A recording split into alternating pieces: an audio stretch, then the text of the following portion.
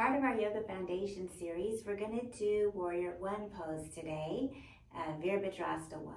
So Virabhadra means warrior in a roundabout way. In Sanskrit, Vira means hero, Bhadra means friend. So together, hero, friend, we think of a warrior. And of course, asana means pose. So Virabhadrasana comes from those root words. And in English, we say Warrior One pose. So we're going to start by standing at the back of the mat.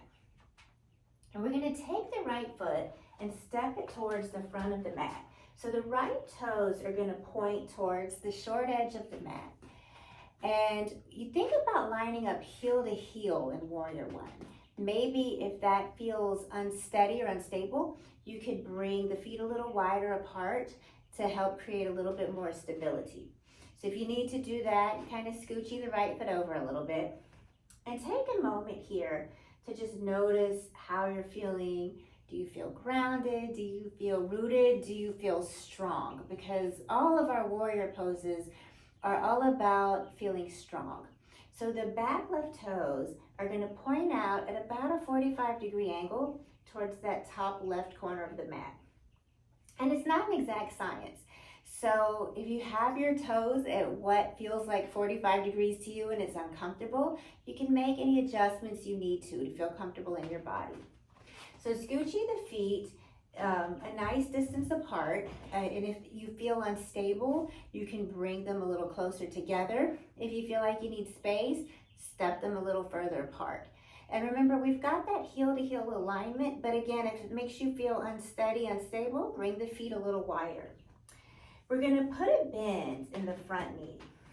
So the front thigh comes pretty close to parallel with the earth, but if that feels like it's too deep, or if that causes like low back compression, you can work up a little higher. So from here, think about rooting down through the big toe mound, the pinky toe, and the heel of each foot. We're sealing out through that outer edge of the back foot, and we're pressing the floor away, like rooting into the ground to strengthen the legs.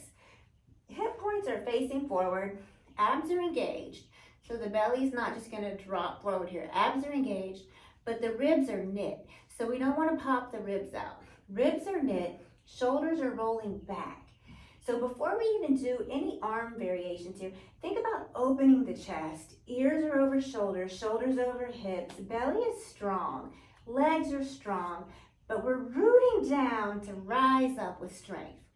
And then as you're ready, begin to send the arms up overhead. So the palms may come together, or you may choose to keep them apart. The shoulders are down, so shoulders don't become earrings here. That's an exaggeration, but we do want to keep the shoulders relaxed. And as you reach the shoulders up, the arms straighten, we roll the biceps back, and we firm the triceps towards the body.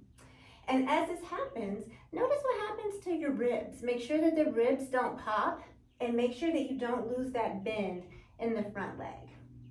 Warrior One pose.